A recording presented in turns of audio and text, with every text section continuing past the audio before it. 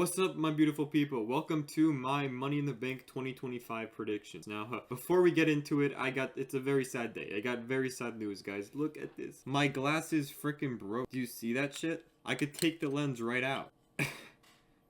Look at that, dude. That's not supposed to happen. They just broke. I sat on them and then boom. Now I gotta wear the glasses with freaking cracks in them. That's bad, bro.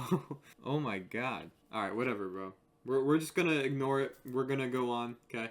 We're gonna have to rock with broken glasses for the video, but it's fine because we're going to be covering one of my favorite WWE events of the year, Money in the Bank 2025. This is an event that can literally change the trajectory of WWE as a whole, but mainly the people that hold the said Money in the Bank briefcase. These briefcases can catapult people into the main event scene. They could catapult people into stardom. Like, this is literally a game changer, right? Both metaphorically and physically for a lot of the competitors. We're going to be going over my predictions for each match and where each competitor could be heading. So without further ado, let's get into it. Starting with Lyra Valkyria versus Becky Lynch. Now, we had a match between the two at Backlash, and they're once again doing a rematch for the Women's IC Championship, okay? But this time, there's a little stipulation going on where if Lyra wins, then Becky can't challenge for the Women's IC Championship as long as Lyra is champion, and then Becky wins, then Lyra has to hold her hand up and say she's the better woman. So there is a stipulation in that sense, but not an actual stipulation, which is totally fine because these two can put on an absolute clinic. We saw it at Backlash, and I'm pretty sure we're going to see it again. It's going to be a very technical, chemistry-filled match, which I love. I love the Backlash match. If you watch my Backlash review, I love that match personally. So I know I'm going to love the Money in the Bank match. Hoping we get to see some more chemistry between these two because honestly, this is a very good rivalry that we have going on. I said it's going to go through the summer as well. I don't think this is where the rivalry ends whatsoever as well. But before we get into where I think they're heading next, there's no stipulation involved whatsoever, which makes me believe that something else is going to go down within this match. And what better way to address the Bayley situation than to have her return in this match, right? We had a great 1 versus 1 clean match, albeit clean, but it's a roll-up, but still clean match between Becky Lynch and Lyra at Backlash. So I think the next step up in this rivalry, in this soon-to-be probably trilogy of matches, we'd have Bayley return to try to take out Becky Lynch, who again, Becky Lynch was the one who took out Bayley in the first place, so Bayley would probably want some revenge on Becky Lynch and prevent her from winning the Women's IC Championship. So I could see a world where Bayley does interfere in this match and cost Becky Lynch her second title shot. I could also see a world where Bayley does return, but in the process of trying to cost Becky Lynch the match, she actually accidentally costs in some way, shape, or form Lyra Valkyria her title,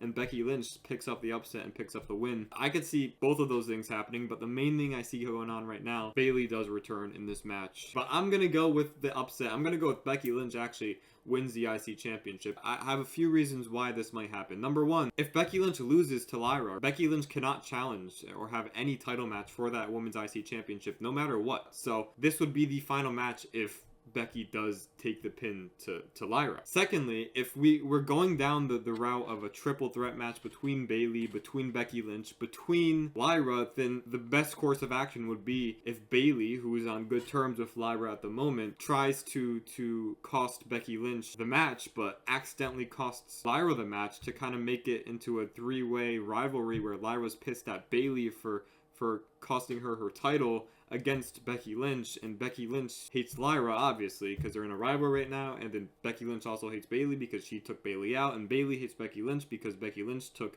Bayley out, and Bayley hates Lyra because Lyra hates her for costing her the title. We could have a bunch of, just intertwining things if Becky Lynch does win the title due to accidental interference from Bayley herself. So that's where I think is the outcome of the match. I do think Becky Lynch takes up the W. Where I think these women are going next, I kind of mentioned it before. I think there's a very good chance that we're leading to a triple threat match between Bayley, Becky Lynch, and Lyra Valkyria for the Women's IC Championship at maybe Evolution 2 or Night of Champions or SummerSlam or something like that to kind of wrap up this, especially the Becky Lynch and Lyra Valkyria rivalry for sure. And maybe, just jumpstart the Bayley and Lyra or Bayley and Becky feud. So that's where I see those women heading. But I'm looking forward to this match a lot. It's going to be nice technical wrestling, a nice one-on-one that really doesn't need a stipulation because of how good this chemistry is between the two wrestlers. Next up, we got what I believe will be the main event of the show in John Cena and Logan Paul taking on Jey Uso and Cody Rhodes. So we got the two world champions on both brands battling it out in a tag team match against one of the most over baby faces and one of the most hated heels in the business, right? So it's a very, very star-studded match in the sense that literally John Cena and Logan Paul get the biggest boos and Cody Rhodes and Jey Uso get the biggest cheers. So it's going to be a crazy, crazy match. I'm not too hyped up about this match though, right? I feel like WWE could have done so much better, especially because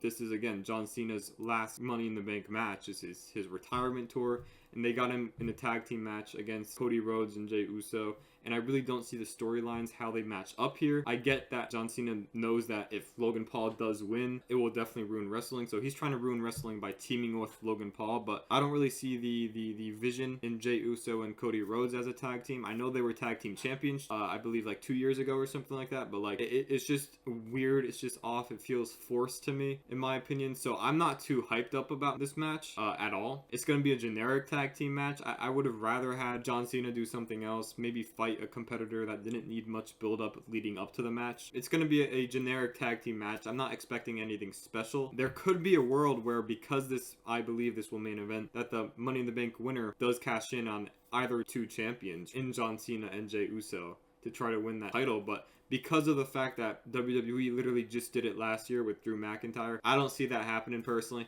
It's just not in the cards, I feel like. Of course, I could see one of John Cena and Jey Uso feuding with said Money in the Bank winner once that Money in the Bank winner does win, but I just don't see them cashing in on the same night. It was a freaking disaster last year. It's just not likely. But yeah, again, I'm not really hyped up about this match. There's really no storyline besides the fact that John Cena wants to ruin wrestling and Logan Paul is hated, so he thinks teaming with him will ruin wrestling, and then Cody Rhodes hates John Cena, you know, so he's teaming with Jey Uso, who hates Logan Paul, right? So that's kind of all I see out of that. Where I think this is gonna go after the match is actually pretty interesting. I see Cody Rhodes' next stop being John Cena, but I don't think John Cena's next stop is Cody Rhodes, if that makes sense. I think Cody Rhodes feuds with John Cena next, but not in the near future. I think he feuds later on in the summer, maybe leading to a SummerSlam match or something of that nature. As for Jey Uso, he's taking on Gunther for the World Heavyweight Championship on the Raw after Money in the Bank, which I will predict after this match. So that's where I see Jey Uso heading, obviously, and then maybe once he's done with Gunther, I could see him in the Seth Rollins, Braun Breaker, Bronson Reed, and then CM Punk, Sami Zayn storyline going on. I could see him getting inserted into that 100%. And then as for Logan Paul and John Cena, I honestly believe wholeheartedly that John Cena versus Logan Paul is up next for John Cena's retirement tour for the WWE Undisputed Championship, and I believe that match is going to happen at Night of Champions. We've seen that there's tension between this team already when, you know, Logan Paul kind of like puts John Cena back in the ring, said like, you know, talk to them, right? And then John Cena got in his face, and then so it's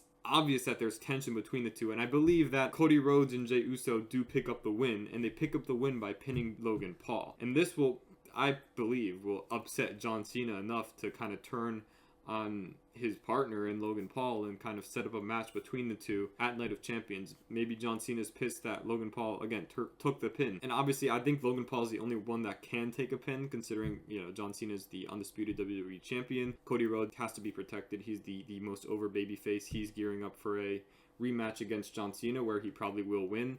And then Jey Uso, he's having his match against Gunther literally like less than 48 hours after that match. So yeah, I see Logan Paul taking the pin, and then in turn, John Cena attacks him, and that sets up a Night of Champions feud between John Cena and Logan Paul. Next up, we got the Jey Uso versus Gunther World Heavyweight Championship match over on Raw, with my prediction in mind that Jey Uso and Cody Rhodes do pick up the win against John Cena and Logan Paul. Jey Uso has all the momentum in the world. He's going into the Monday Night Raw match against Gunther. I'm gonna be honest, guys. I'm gonna be honest. There is a very, very, very, very strong possibility. There's a very strong argument you can make where Gunther does win the World Heavyweight Championship. But I don't think it's going to happen, just for the fact that I feel like Jey Uso, because he's already kind of involved in the storyline between Seth Rollins, I believe that he'll eventually lose the World Heavyweight Championship to none other than Seth Rollins. And I don't think if Gunther were to win this, first of all, he'd drop it to Seth Rollins, but also it would be kind of weird for Gunther to beat Jey Uso on a random Monday Night Raw. Although it is possible, it's happened before, but I just don't see that happening whatsoever for Gunther. I genuinely don't know. I think, again, I'm gonna say this again, I think Gunther's best route at this point is to go against Goldberg and be the one to retire him. That's like the best route I could see Gunther going. And now for the Money in the Bank ladder matches. First off, the women's Money in the Bank ladder match, which is honestly one of the most star-studded women's Money in the Bank matches we've had probably ever, you know? And each of these women, you can make an argument for winning the briefcase. Every single one of them. We got Stephanie Valcour, Julia, Roxanne Perez, Alexa Bliss, Rhea Ripley, and Naomi. It's gonna be 100% hype. So let's first of all go over each competitor, see if I believe they will win or not. Starting with Roxanne Perez, I feel like because of the fact that she's already involved in a storyline, but with the Judgment Day and Finn Balor and Liv Morgan, I feel like Roxanne Perez, she would definitely be an interesting choice considering the briefcase was literally in the Judgment Day 2 years ago. But because of the fact that she's still pretty new, because of the fact that she still isn't really developed and established with the fans on the main roster as of yet, I believe the next course of action for Roxanne Perez would be a feud against Liv Morgan. I don't see Roxanne Perez winning this, at least not this year. Next up, we got Alexa Bliss, which is a very safe choice. She's a veteran. She's been getting major pops on every show she's been on, and no one would be upset if Alexa Bliss does win this briefcase. She's won it before. She could do it again, right?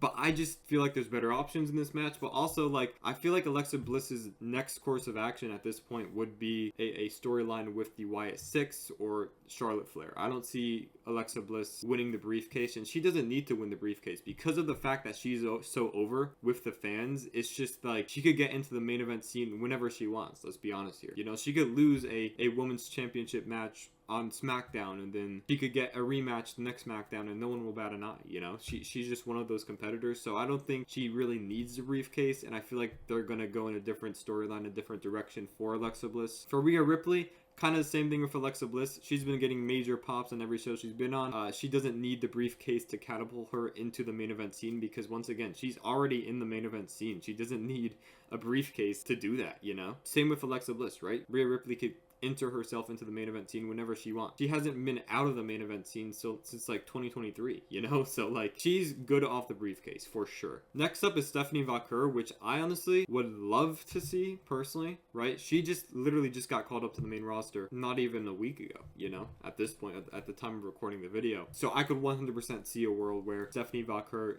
does win the briefcase, but because of the fact that she's new and also because of the fact that she literally has a match earlier in the day, I don't see Stephanie Valcour winning the briefcase. I wouldn't be mad at the fact at it. I think she's like a very solid contender for this briefcase, kind of same with Roxanne Perez, but like because of the fact that she's a little too new, because of the fact that the crowd still needs to get adjusted to her, I just don't see it happening, but I could see it happening as soon as next year. Next up is Julia, which I believe she will not win just because of the fact that WWE kind of already spoiled that she will be going after the WWE Women's United States Championship with Zelina Vega. But same with Stephanie and same with Roxanne. She's a very solid contender, but because of the fact that she's still so freaking new, and because of the fact that the fans still need to get adjusted to her especially, I just don't see it happening. Her getting the WWE Women's United States Championship is a good step in the right direction. And finally, the person I believe that will be winning the Women's Money in the Bank briefcase for this year is Naomi, right? She's been doing the best heel work in the business, and we know that briefcases work very well with heels. So I see Naomi 100% winning this Women's Money in the Bank briefcase. And I could see her cashing in on Tiffany Stratton, becoming champion, and then having Jade Cargill and Naomi fight for the championship. Like, it makes perfect sense for Naomi. Naomi is the perfect competitor. She has a great heel character right now.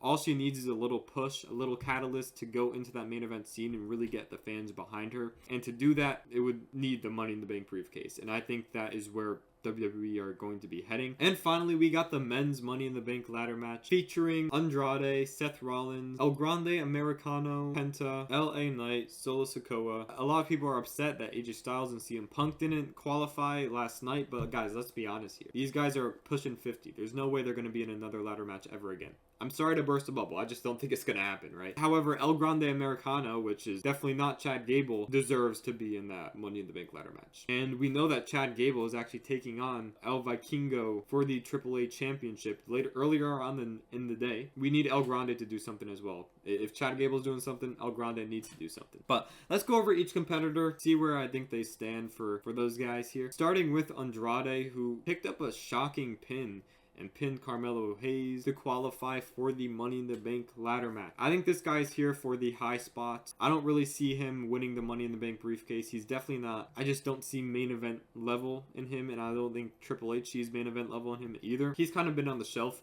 for a while. He'd be a very surprising pick if he were to win, but I just don't see that happening. I don't think that's in the cards for Andrade whatsoever. Where Andrade goes next after this either, like, he could, be sent to AAA for all I know, and I feel like that'll be the best route for him, but I just don't see him winning the Money in the Bank briefcase. Next up, we got Seth Rollins, which honestly, I don't think he's going to win this. It would be very fitting for his character. It would be a very interesting storyline if Seth Rollins were to win that briefcase. But like, I think that Seth Rollins becomes very close to winning that briefcase, but I believe that Roman Reigns returns at Money in the Bank and costs Seth Rollins the briefcase.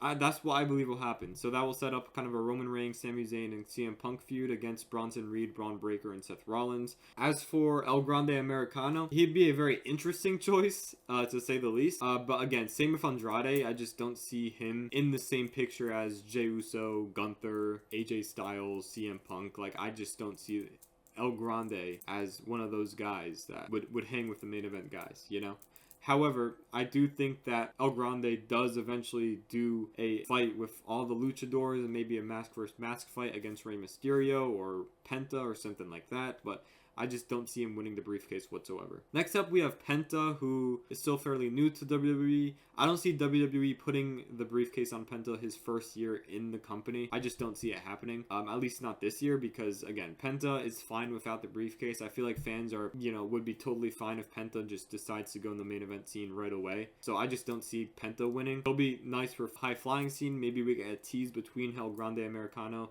and Penta kind of going at it later on in the summer. We kind of get like a teaser at Money in the Bank. But yeah, I just don't see Penta winning this. Next up, we have Solo Sikoa, but I also don't see Solo Sikoa winning this one just because of the fact that he kind of had his main event run last year over the summer with Cody Rhodes. I don't see him going again, especially against John Cena, who he shouldn't have even beaten at Crown Jewel in the first place. I see that Solo Sikoa kind of goes in more in the direction of Jacob Fatu and the U.S. title over the summer rather than the WWE Undisputed title. So I don't think Solo Sikoa wins this one. Actually, I could see a world where Jacob Fatu costs Solo Sikoa the briefcase in some way, shape, or form, whether it's accidental or not, and that kind of leads to more friction between, Jeff Cobb, Solo Sikoa, and Jacob Fatu. And finally, the person I believe that will win the Money in the Bank briefcase, we have LA Knights, okay? After 3 years of harping on this, on clamoring for LA Knight to win the briefcase, I believe this is the year that LA Knight wins the briefcase. It's gonna happen, right? He's still so freaking like loved by the fans, and like he's still not in that main event scene. And I believe the perfect way to get LA Knight in the main event scene, realistically, because he just lost the US title, would be to win the briefcase. It just makes sense. He has no storyline going on at the moment. It just makes total sense for LA Knight to win the briefcase, maybe move to Raw, maybe beat Jey Uso for the World Heavyweight Championship. I could also see a world where he feuds with John Cena, in the main event scene for the title, because he tagged with John Cena at Fastlane. I wouldn't be shocked if John Cena and LA Knight also do a little segment. But yeah, I think, again, it's long overdue for LA Knight to finally win this briefcase. So that's who I'm going with. That's going to be my Money in the Bank 2025 predictions. If you enjoyed, like, subscribe. I'll see you in the next one. Peace out.